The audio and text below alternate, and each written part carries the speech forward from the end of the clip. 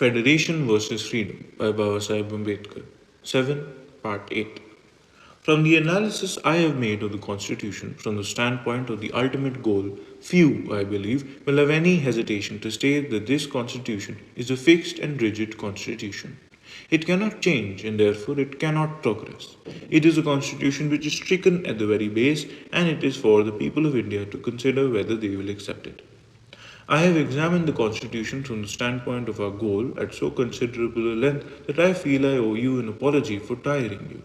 But the attitude of some people towards this question must be my excuse for entering into this subject at such great length. I realize that no Constitution is a perfect Constitution. Imperfections that are bound to be.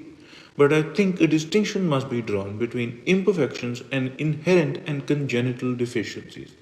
Imperfections can be removed, but congenital deficiencies cannot be supplied.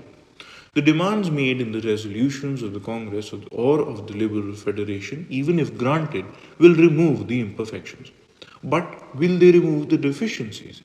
I would not mind the imperfections if I was assured that there are no deficiencies.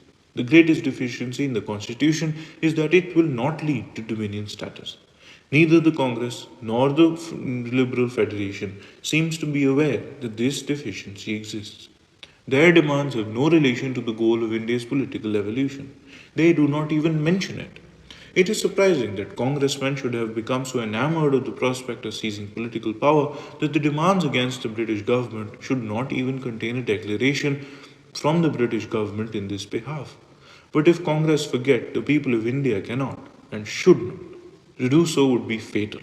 It would be fatal as much for an individual as for the people to forget what a stage on the way is not the home, and to follow the way without knowing whether it leads homewards or not is to misdirect oneself and fall into a ditch.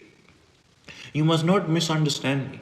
I am not an impatient idealist. I am not condemning the gradualist who is prepared to wait and take things by installments, although the gradualist who has a valid claim for a rupee demands an anna and proclaims a great victory when he gets a pie, must become an object of pity. All I want is that if circumstances force us to be gradualists, we must not fail to be realists. Before accepting an installment, we should examine it carefully and satisfy ourselves that it contains an acknowledgement of the whole claim. Otherwise, as often happens, what is good for the moment turns out to be the enemy of the better. The end.